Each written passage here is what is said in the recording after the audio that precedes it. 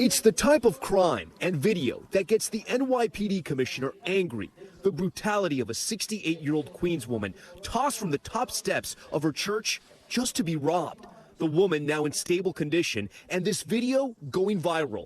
Another example of violent incidents in New York City at a time when the NYPD says overall crime is trending down. Yes, we are heading in the right direction for crime, but to someone's reality, someone who's been a victim of a crime, it tells a different story. And that's some of the things we're struggling with right now, perception versus reality. New York's top cop, Commissioner Edward Caban, is less than a year into the job, taking charge as the city faced a crime wave, migrants overwhelming shelters, and a transit system where riders didn't feel safe. New York City went from clean and safe to dirty and dangerous. What happened in New York City? January 2022, New York City was up in crime over 48%. Up in violence, and we looked at just making more felony arrests. And slowly, the violence began to come down. I think a lot of the country was stunned when the governor sent 1,000 National Guard troops into your subway system. What was that moment like? Well, you know, when you talk to people riding our subway systems, they just want to feel safe. And we want to thank the governor for bringing resources into New York City Police Department. We'll take that. You think it was necessary? We'll take the help any day of the week. The latest data shows crimes like shootings, murders, and burglaries all down in the first quarter, but rapes and felony assaults on the rise. Caban says bail reform laws have made every officer's job tougher. If you could change one law right now in the state of New York, what would you change? So besides changing laws, there's a lot of technicals to the public safety ecosystem. When we all do our part, the police officers, the district attorneys, the judges, the elected officials, the lawmakers, the process works. And when people don't do their part, we get incidents like our officer being shot and murdered.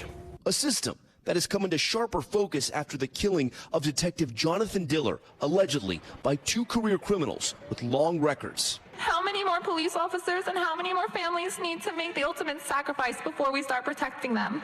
Is she right? Absolutely. You know, that's the one thing that no police commissioner wants to do during their tenure is bury one of their own.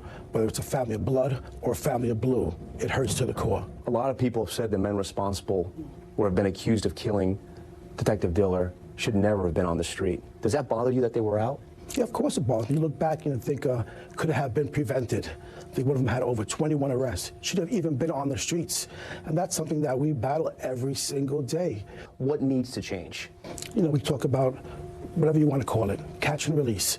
We lock someone up, district attorney puts bail on them. The judges let them go to walk our streets again. It's a broken system. We're seeing that we're locking up the same people over and over again. And it has an effect on our law enforcement officers. It has an effect on our law-abiding citizens. And it has a negative effect on the actual or perceived image of public safety.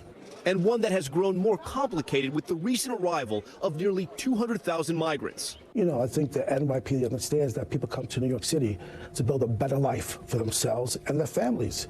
And New York City supports that. If you look at our rank and file, we have officers that were never born in the United States. They themselves are the American dream.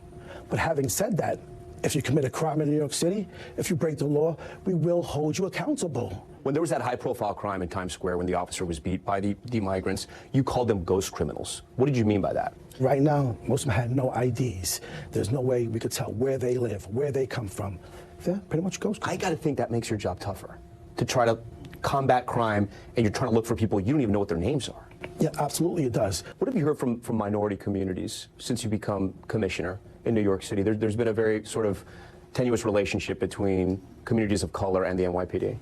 I could tell you I've been to many different communities, many different boroughs, and everywhere I go, they'll tell you that they want more police officers, but they want the right police officers. People are going to come into their neighborhoods, their communities, respect them, treat them like they would respect how they would treat their own families. And that's exactly what I look for in my police officers.